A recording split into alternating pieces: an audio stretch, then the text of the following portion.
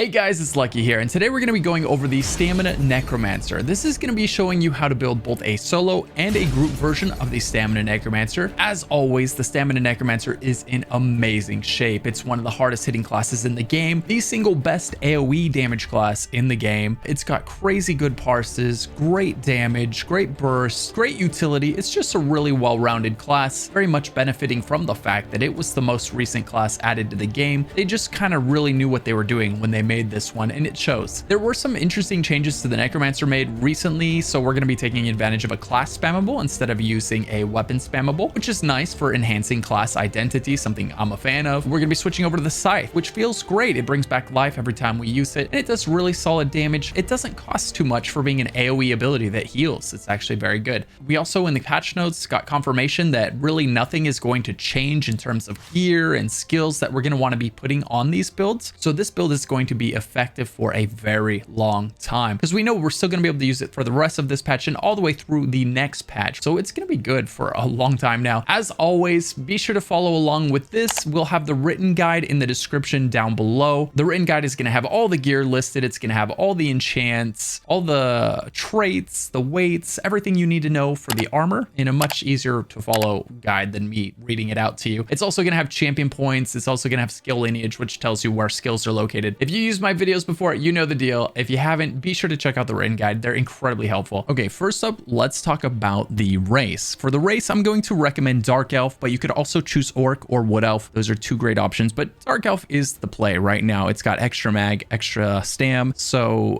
since we're dipping into both mag and stam abilities with this hybrid meta right now, the Dark Elf is just in a fantastic place. Not only that, but it's also the highest parsing stam DPS class. So it's out tons of damage. It performs really well, but if you really like the idea of going Orc, Wood Elf, or even Khajiit, you can do those two and you'll still be able to do everything in the game. No problem. Race is not terribly important, but it is helpful. As for the Mundus, so this is going to be the first difference between the solo and the group version of the build. The solo version is going to take Lover to increase our penetration. The group version is going to take Thief to increase our crit chance. The healer and the tank are taking care of resistances, so we get to focus on damage in a group setting. As for the attributes, we're going to take all 64 points and put them into stamina. This is going to give us the most damage and the most sustain possible. More stamina equals more damage. Every 1000 stamina equates to having an extra 100 weapon damage. Basically, that's how the formula works out. So more stamina equals more damage. Also, more stamina equals more time before you run out of stamina if you're using a lot of stamina abilities, which we are on this character. As for the potions, so I'm going to recommend the Essence of Stamina potions. These are the ones that drop off the trash mobs, and you can use this for questing, for normal dungeons, right? Anything where you don't feel like it's very difficult yet. And then as soon as you start doing difficult content, maybe solo arenas or veteran content, that's when you're going to switch over to Essence of Weapon Power potions. Those are going to give you Major Brutality, which is going to increase your weapon damage by 20%. It's massive. They're also going to give you a Major Savagery, which is going to increase your crit chance. And it's also going to give you Major Endurance, which is going to increase your stamina regen by 30%. And you can have 100% uptime on those potions, right? Those potions last 47 seconds when you have the passives associated with potions. Talk about that in the passive section of this video. And the potion cooldown is 45 seconds. So you actually get 100% uptime on the potion plus 2 extra seconds, right? You can and you should be using your potions on cooldown in Elder Scrolls Online.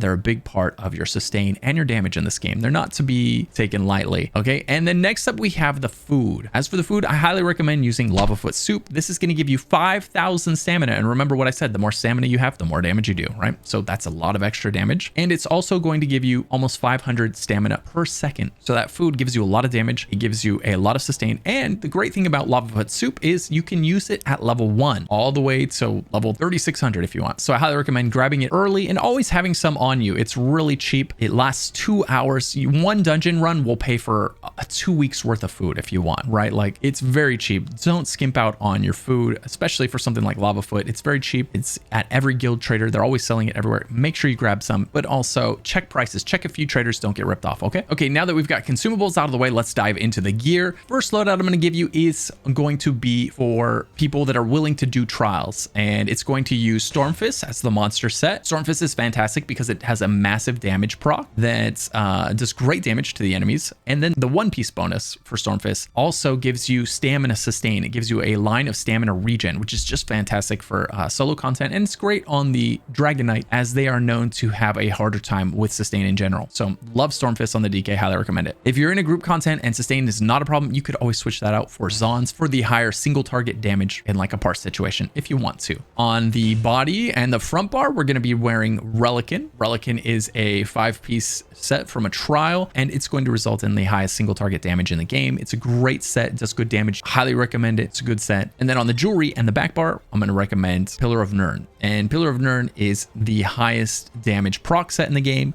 Just a fantastic combination. You've got a proc set on the front bar, a proc set on the back bar. So you're constantly switching between your bars and procking big damage while you do so. And while you're soloing, wear Ring of the Pale Order. And then when you're in a group, you can wear any DPS mythic like Serpent's Coil, Kilt, Death Dealer's Fate, you know, whichever one you want to use. All of those are fantastic options. And depending on the content that you're in, sometimes one is going to be better than the other. And that's something that you're going to kind of learn once you get to that content as you're going through it. For the players that don't want to do trials, but they're happy to do dungeons, then I'm going to recommend replacing Relican with Aegis Caller. Aegis Caller is a fantastic proc set. It does good damage, drops in a dungeon, just like Pillar of Nirn. So you can go farm Aegis and you can go farm Pillar, and you can start farming those at any time and then reconstruct them once you hit 160 if you're not 160 yet. So it gives you something to do on your way to 160, run those dungeons. As always, if you don't know where gear drops in the written guide, it tells you right below the gear loadout. It says where each type of gear drops so that you don't have to guess or look for it. And then last but not least, if you don't have access to any DLC content or you're not interested in doing it, then I'm going to highly recommend using Order's Wrath on the body. You can buy that at a guild trader, and then Briar on the weapons. And you can also buy that at a guild trader. And technically those are both from DLCs, but they both can be bought and sold on guild trader. So you can just get a little gold and then go pick them up. They're very easy to make or very easy to find. So they're very easy to buy as a result. Real easy to put together those two sets. Order's Wrath on the body and Briar on the weapons and jewelry. And we're going to keep the Stormfist monster set on the head and shoulders. And there you go.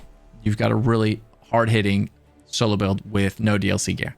All right, next up, let's go over the skills. For the skills this patch, we first got Stalking Blast Bones. Blast Bones is the heart of the Necromancer. This skill does more damage than any other skill the Necromancer has, and more damage than just about any other class has. It's a really hard-hitting skill, but you're only allowed to use it once every 2.5 to 3 seconds, right? Because there is a global cooldown, so it works out to using it once every 3 seconds, hence it hitting so hard. This skill acts like a delayed time bomb. We're gonna go ahead and, even though this is a stamina character, we're gonna use the Magicka morph of this skill. That's going to do a couple of things for us that are going to be great. One is it's costing Magicka, so it's great for our stamina sustain. This skill is a semi-spammable, meaning we're going to use it literally anytime that we can. We are going to use it. This skill is going to be more important than our dots, more important than our spammable. We'll get more into the rotation after the skills, but just know that Blast Bones is incredibly important. This is your hardest hitting ability and you need to be using it. The other great thing about Blast Bones, besides the fact that it costs Magicka, is that we're taking that Magicka morph, which means the farther we are from the enemy, the more damage the Blast Bones does when it explodes on the enemy, up to 50% more. The stamina morph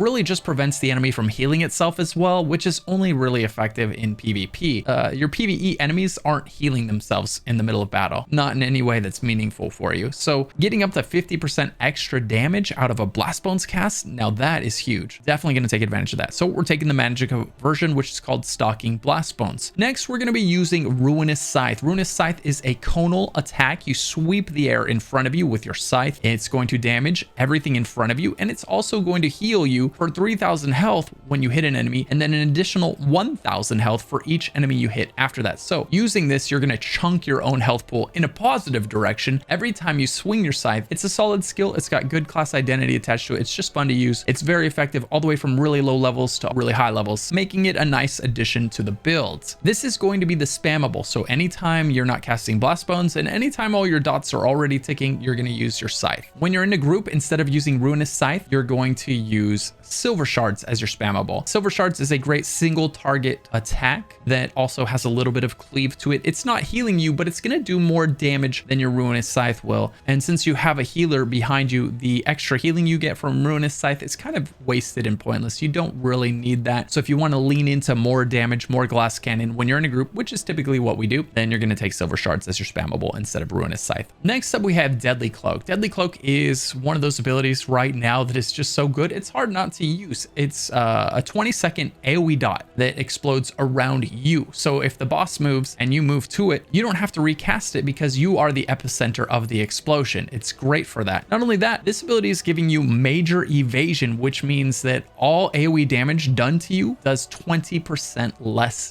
damage. That's huge damage reduction to all AoE abilities, and there are a lot of AoE damage abilities in this game. So this is resulting in you taking 20% less damage a lot of the time. Huge. Next, we have Barbed Trap. Barbed Trap we're using for a few reasons. One, it's one of the best single target dots in the game right now. Two, it's a bar buffer. You're getting a lot of buffs from the Fighters Guild line's passives that are increasing things like your weapon and spell damage, increasing your ult regen, right? Really important things. We'll dive into that in the passive section of this video a lot more, but just know it's really useful beyond the fact that it's an ability we use. On top of that, yes, there's somehow still more that's great about Barbed Trap. It's giving us Minor Force, which increases our critical damage by 10%. So every crit we do, it's 10% harder. This is a massive buff, which is why you really don't put a build together without Minor Force. It's just too important to have some form of Minor Force coming from somewhere in your build. Next, we have Detonating Siphon. Detonating Siphon is a class ability for the Necromancer, and one of the great things about Detonating Siphon is it doesn't cost you anything. It's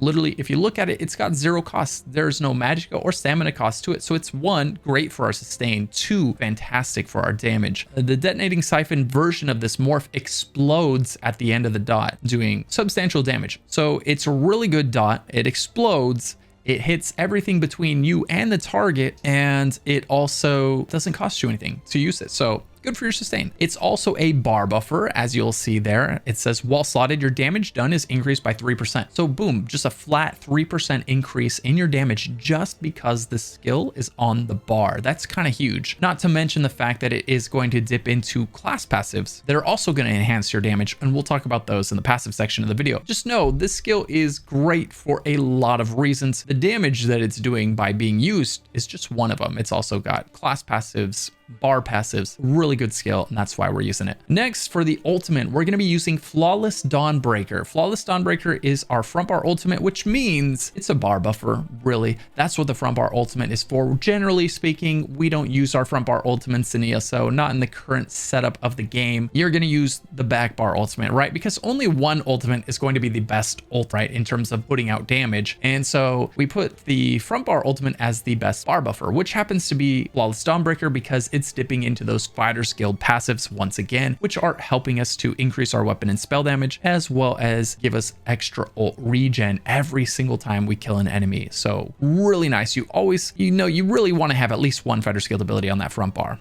especially right now. If you do decide to use it, because it is a cheap ultimate at 125 ult cost, if you do decide to use it, it's okay. It does good damage. It's really cheap, so you'll get it back again real fast. But typically, you're not going to use it unless you know you're not going to get enough ult to be able to use your back bar ultimate in time. All right, now for the first ability on the back bar. First one is going to be Stampede. Stampede is so powerful, such a great dot. Stampede is back here. It's a gap closer, so it feels good when you use it. Anytime an enemy's far away, you're a melee tune. Boom, you use your Stampede and you're right up on them. And in the process of getting there, you hit them with a really hard hitting dot, which also afflicts all the enemies around that enemy with that same hard hitting dot because it's an AoE dot. And then also this is proccing our enchant, our weapon damage enchantment that's on the back bar.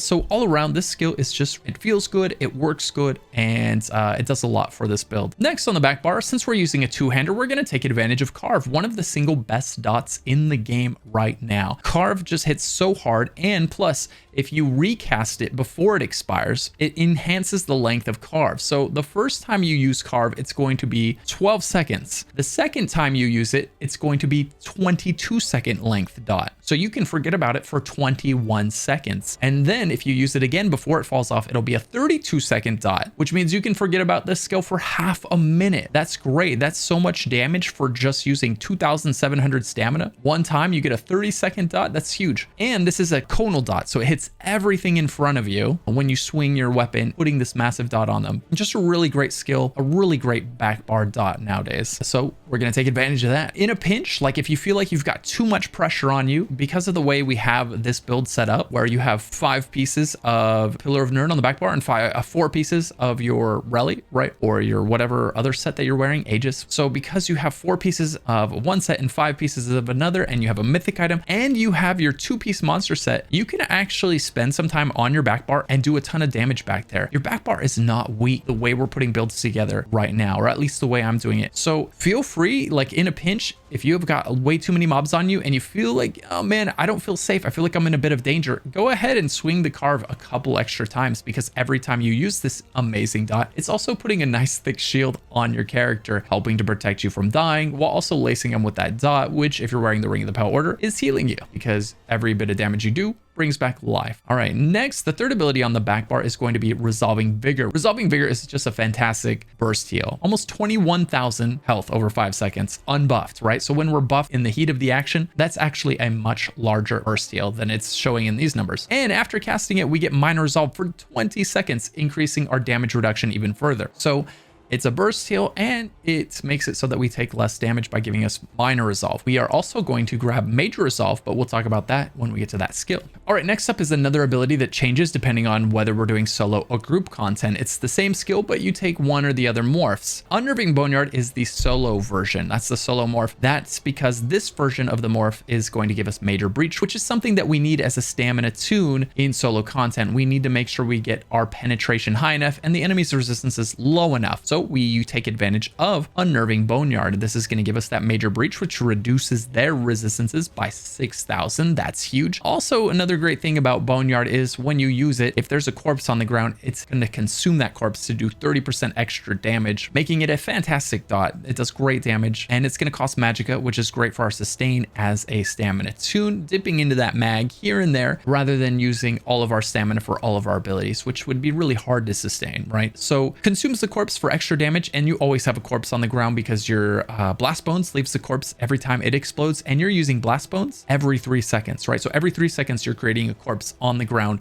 Your Beckoning Armor also leaves a corpse on the ground, and the enemy, right? So corpses everywhere. Always going to be consuming a corpse. Beyond that, your allies can grab this as a synergy, which does even more damage and gives them resources back. So that's nice. When in a group, you can go ahead and take the other morph, which is called Avid Boneyard. This does not give Major Breach because in a group, you won't need Major Breach. Your healer and your tank will be providing those kinds of buffs and debuffs. Instead, you're going to take Avid, which allows you to use the synergy. Instead of relying on an ally to proc this synergy, you can do it yourself so that you get extra damage too. Next, we have the 5th ability on the back bar, and we're going to use Beckoning Armor. This is a bit of a flexibility. Beckoning Armor is fantastic on the Stamcro. It feels so good on the melee Stamcro because it's constantly pulling anything that dares to shoot you from range right to you. Every 1 second, it chains an enemy into you. This feels so good in solo arenas and in solo content because you're going to be leaving things down with either your scythe or your carve or any one of your dots. And when there's some dumb archer out in the distance shooting at you, you don't have to run all the way over to it and kill it. It just gets pulled right in. And so does the other archer on the other side that dares to attack you. It gets pulled in and they all die to your scythe that's already attacking the melee mob or 2 that you're already attacking. You'll see that in the video footage up here. My chains pulling mobs in as I'm doing content. I don't even have to move. Everything comes to me. It feels great. I love it. But that's not all this ability is doing. It's also giving us Major Resolve, increasing our physical resistance and spell resistance by 6,000 for 20 seconds. That's huge. That's massive damage reduction for our character. Can't overstate enough how much you will feel that damage reduction when you're doing content. You feel a lot less squishy. Now, if you feel like you don't need the damage reduction and you don't need the chains, or you're in a group and you just want as much damage as you can get, then I would drop the Beckoning Armor instead of replace it with our Skeletal Archer. The Skeletal Archer is a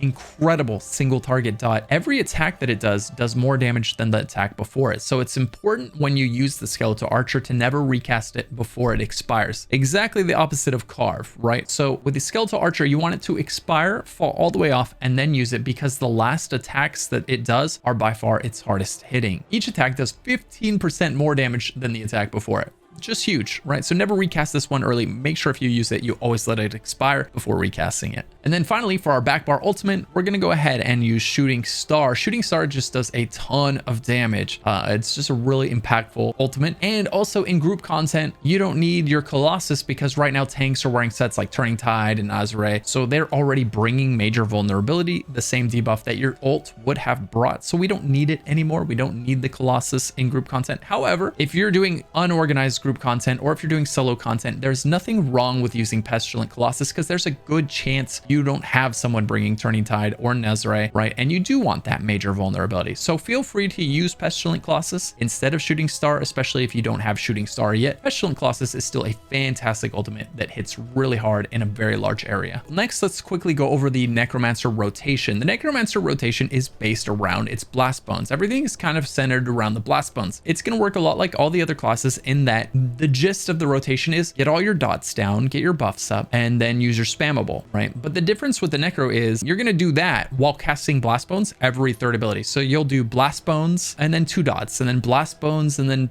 2 more dots and then Blast Bones and then maybe all your dots are ticking. So you'll do 2 spammables, which in this case are your Scythe. So you're always going to do Blast Bones and 2 dots. And then if your dots are all ticking, replace those with spammables. So Blast Bones, spammable, spammable, or Blast Bones, Scythe, Scythe in this case, right? And that's it. That's all there is to the rotation. Use your ultimate whenever you feel like you need to or whenever you want to. There's not anything complicated behind the usage of the Shooting Star ultimate. However, if you're going to use the Pestilent Colossus ultimate, which applies major vulnerability, then the best way to use that ultimate is to get all of your dots ticking and then use Pestilent Colossus. That way, all of those dots get the 10% increased damage buff from major vulnerability for the full 12-second duration that it's on the enemy when you use your Pestilent Colossus. All right, next, let's talk about the passives. The passives in ESO are what make the character strong. The passives are what make a class a class. They're what's dictating why you're using the abilities you're using and why they're so effective when you use them. First up, we've got reusable parts, which decreases the cost of our next Blast Bone, Skeletal Mage, or Spirit Mender by 50%. You're obviously going to grab this. It's just basically great for our sustain, and it's telling us use these abilities and use them a lot because when you do,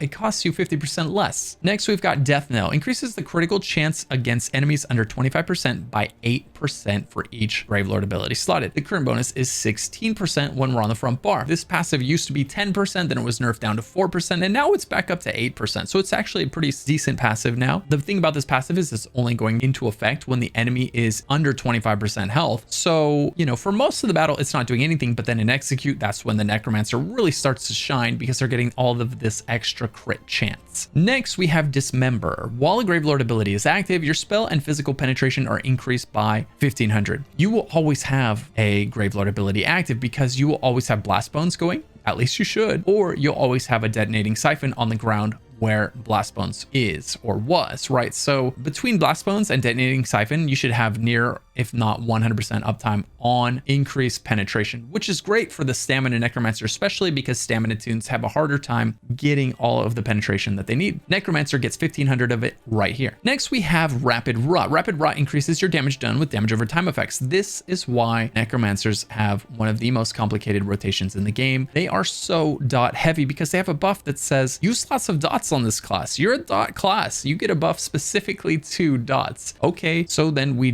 usually run a lot of dots. Sometimes in some patches, the Necromancer doesn't even use a spammable. They just use Blast Bones and dots, right? Because dots hit so hard with this passive. Right now, they knocked the effectiveness of this passive down kind of recently, and they also increased some spammables effectiveness. So we're actually using spammables right now. We're going to actually have a spammable, and it's going to feel good too because it's healing us. That's nice. For the Bone Tyrant line, Death Gleaning. Whenever an enemy you're in combat with dies within a 28 meters of you, you restore 200 mag and stamp. So anytime things are dying around you, you're getting mag and stamp back. Great for your sustain. You'll notice that anytime you're killing a lot of things, your sustain is great. And where you struggle with sustain is when you're parsing for a long time on one thing and there's nothing around you dying. Like if you parse on a boss and it has ads coming in and dying too, your sustain's phenomenal, right? Because of passives like this, because of our champion points that do something similar, it's only when you're attacking one thing and then there's nothing else dying around to give you that extra burst of intermittent magicka and stamina. Next, we have Disdain Harm. Reduce the damage you take from damage over time abilities by 15% while you have a Bone Tyrant ability active. Well, that's great. Dots are going to hit us for 15% less damage. That's huge. Anytime we have one of these ability active, and we're going to have beckoning armor on almost 100% of the time, or at the very least, we're going to activate this anytime we feel like we need the damage mitigation because we are taking a lot of dot damage or we are needing things to be chained in, right? In group content, you're not really going to use this passive. You're not really going to have this ability active because you're going to go more offensive, more glass cannon. Your healer's going to be the one that has to deal with the dot damage that's hitting you then. Next, we have Health Avarice. Increases your healing received by 2% for each Bone Tyrant ability slotted. Okay, an extra 2% healing. It's a small thing, but it's nice. I mean, it's better than 0% extra healing, right? Next, we have Last Grass. Increase your max health by 1250. This is nice. An extra 1,250 health. Not much to explain here. So Necros have an easier time of getting a little more health than a lot of other classes do, thanks to this passive. Next, Living Death. Living Death, the first one, Curative Curse. While you have a negative effect on you, your healing done is increased by 8%. Cool. So we're a slightly better healer whenever we have a negative effect on ourselves, which is usually when we need the extra healing. That's nice. Near Death Experience. While you have a Living Death ability slotted, your critical strike chance with all healing abilities is increased by up to 20% in proportion to the severity of the target's wounds. This is one of those things that won't really kick in unless you're using Spirit Guardian, which is a totally viable substitute for Beckoning Armor as your back bar 5th ability. Like if you want to replace Beckoning Armor with Spirit Guardian, that's totally viable. It reduces the damage coming in by 10% and also heals you for a phenomenal amount of health. So a great little healer, great little damage reduction. It's a nice skill that you can use instead of Beckoning Armor if you're maybe a little more comfortable with having your healer heal you than managing those heals yourself with between you and your Ring of the Power Order. Next, we have Corpse Consumption. When you use an ability on a corpse, you generate 10 ultimate. This effect can occur every 16 seconds. So this is just one of the reasons that the Necromancer builds up ult faster than about half of the classes in ESO. There are some other classes that get to their ult as fast or faster than the Necromancer, but the Necromancer's up there thanks to this passive. Every time it uses a corpse, it generates 10 ult, but this can only happen once every 16 seconds. So it's not every time it uses a corpse. It's closer to about every 16 seconds we get 10 ultimate, which is nice. Next, we have Undead Confederate. While you have a Blast Bones, which we always will, Skeletal Mage, or Spirit Mender active, your health, magicka, and stamina recovery are increased by 200. What this basically does is it helps to offset the cost of the abilities described in the description, right? So if we have a Skeletal Mage, while that Skeletal Mage is up, or the Spirit Mender, right, we're getting 200 extra mag and stam recovery. So it's basically offsetting the cost of that ability. It's almost a break-even kind of thing, which means it's great for our sustain. It's like a free ability cast, right? We're also getting this even when we don't have Mage or Mender up. Our Blast Bones is activating this, which is great for our sustain. And you notice how many of these passives are tying into the Blast Bones and having it up all the time. It's just such a good skill and does so much damage. And so many of our passives are saying use this ability and use it a lot.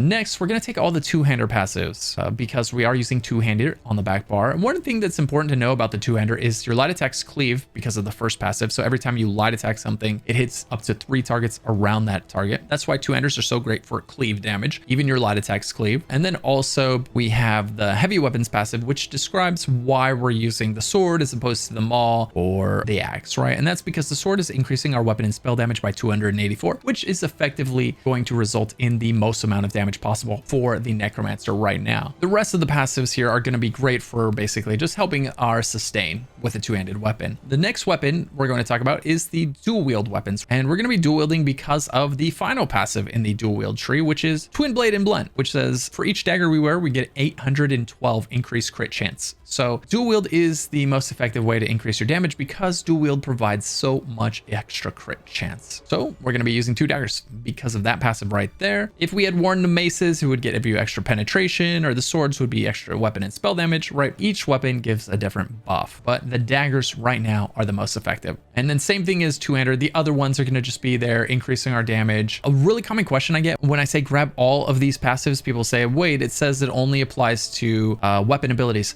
Just so you know, light attack with a dagger counts as a weapon ability. So if the passive says it's buffing weapon abilities, it is buffing the light attack as well. And so even if you're not using one of these abilities, the passives are going to increase the damage of, at the very least, your light attacks while you're using that weapon. Under light armor, we're going to grab the light armor passives. If you decide to wear some light armor, you can absolutely do that. I'm going to recommend 7 pieces of medium, and then you can swap out your monster set to light if you need extra penetration. And then we're going to, of course, grab all the medium armor passives passives. These are really important. If you're new to the game, grab them as soon as possible. They're going to be great for your sustain. You will run dry of stamina really fast as a stamina toon without medium armor and medium armor passives. Each piece of medium armor reduces the cost of your stamina abilities. So if you're wearing 7 medium armor, then you're getting 7 times the reduction of each ability you cast that costs stamina, right? So really important for your damage, really important for your sustain. Make sure you grab your armor passives. They're incredibly important in ESO. Don't underestimate them. Next up is Fighters Guild. Fighters Guild is a guild that every build is pretty much using right now, or at least all of mine are, because it's got some fantastic passives that are really hard to pass up. Just by having one Fighters Guild ability slotted, we get Banish the Wicked, which is perhaps maybe the most important one, right up there with Slayer, which we'll talk about next. But Banish the Wicked says you generate 3 ultimate whenever you kill an enemy. It used to be specific types of enemies. Now it's any enemy, you get 3 ultimate. This is great for your ult regen, and the more you're using your ult, the more you're doing great damage. The other passive, Slayer, which is the other reason we're using Fighters Guild abilities, is going to increase our weapon and spell damage by 3% for each Fighters Guild ability slotted. And when we're on our front bar, where we put all our Fighters Guild abilities to take advantage of these buffs, we have 6% extra weapon and spell power damage. That's huge. That's nice. That's good for our damage. They're great bar buffers, and when they're great abilities on top of that, all the better. Next, on the Undaunted, we're going to take both Undaunted passives because they're going to be great for our overall resource pool sizes, as well as every time we grab a synergy, we're going to get resources back. That's all thanks to Undaunted passives. So max those both out. Under the Assault skill line, we're going to grab this passive right here, Continuous Attack. You want to put 1 point into this. 2 points doesn't do anything for you if you're a PvEer. If you're a PvPer, yeah, go ham, grab both points. But as a PvEer, you just want the 1 point. That's going to give you major gallop anytime you're on your mount, which means you're going to move 30% faster all the time on your mount. This is the difference between your mount feeling like painfully slow, like you get on a low level mount and you're like, I feel like I could run faster than my mount right now. Yeah, that's probably because you don't have Continuous Attack. So get that right away. It's real easy to get. You don't have to do any PvP. Just go to Cyrodiil, do the zone story quest. It takes 5 minutes. Don't skip the ballista training. When it asks if you want to skip ballista training, don't. And when you turn it in, you'll be level 3. It takes like maybe 5 minutes, maybe 10 if you've never done it before, and you get this 30% move speed buff all the time for the rest of that character's life. 100% worth doing. Do it as soon as you hit level 10, okay? And it doesn't require any PvP, so don't stress. Next, we've got racial passives. Go ahead and grab them all. Racial passives in this game do tend to be pretty significant. Although they don't make or break a character, they're 100% worth grabbing, so do grab them all. And then finally, last but not least, medicinal use under the alchemy skill line. This makes it so your potions last as long as the cooldown. Potions have a 45-second cooldown, but unless you have medicinal use, the potion only lasts like 35 seconds, which means you have a 10-second downtime on incredibly significant buffs. Your major brutality that increases your damage by 20%, right? You have 10-second downtime of that. So you would have 75% uptime, 25% downtime. 25% downtime on a 20% weapon damage buff is a huge DPS loss. So make sure you get your medicinal use and max it out. It's real easy. I'll put a crafting power leveling guide in the description so that you can power level your alchemy and max out this passive as soon as possible to really enhance your damage, especially when you're using those expensive potions. You're getting 25% more out of each one if you have this maxed out.